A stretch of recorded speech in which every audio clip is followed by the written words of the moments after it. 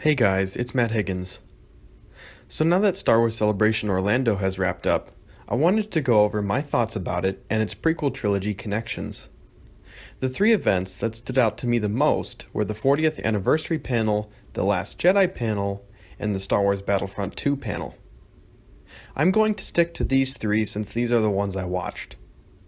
Starting with the 40th anniversary panel, what a way to open Star Wars Celebration.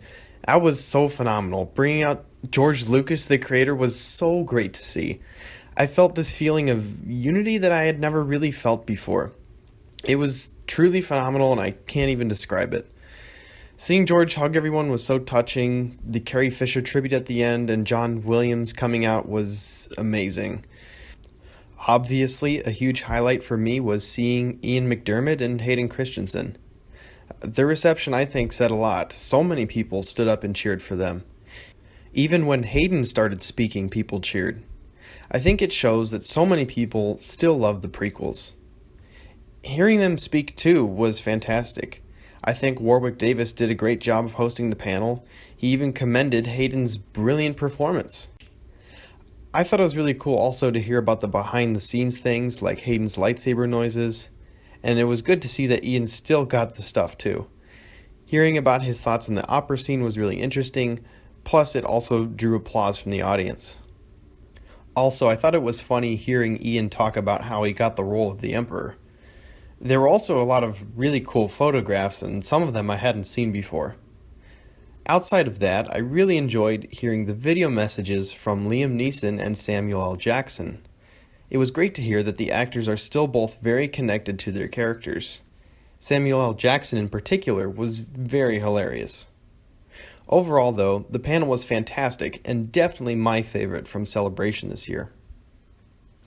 The Last Jedi panel itself didn't have too much prequel references in it, but I'm definitely still looking forward to the movie.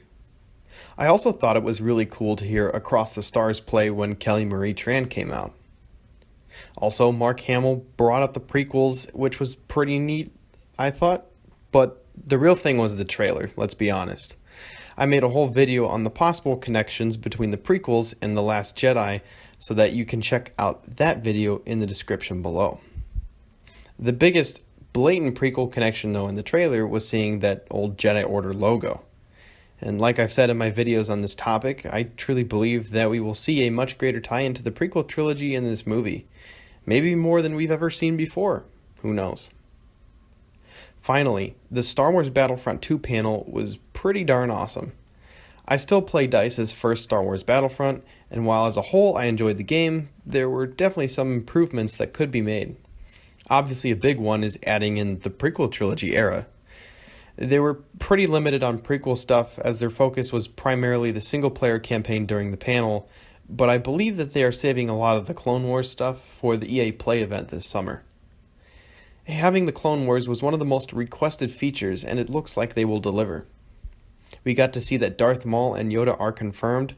Also, we got to see a look at the B-1 battle droids, which are absolutely phenomenal. It's also been confirmed that we will get prequel-era space battles.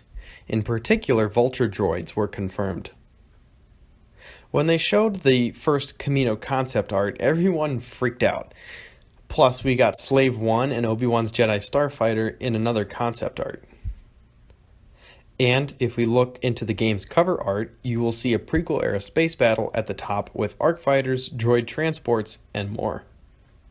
The game looks really exciting, and I will absolutely be picking it up. And I may upload some prequel-era gameplay to this channel if you guys are interested. I cannot wait to see what more has yet to be revealed for this game. Outside of the panels, I really enjoyed seeing Tamura Morrison and Daniel Logan again, and occasionally I saw some pretty awesome prequel-era cosplay.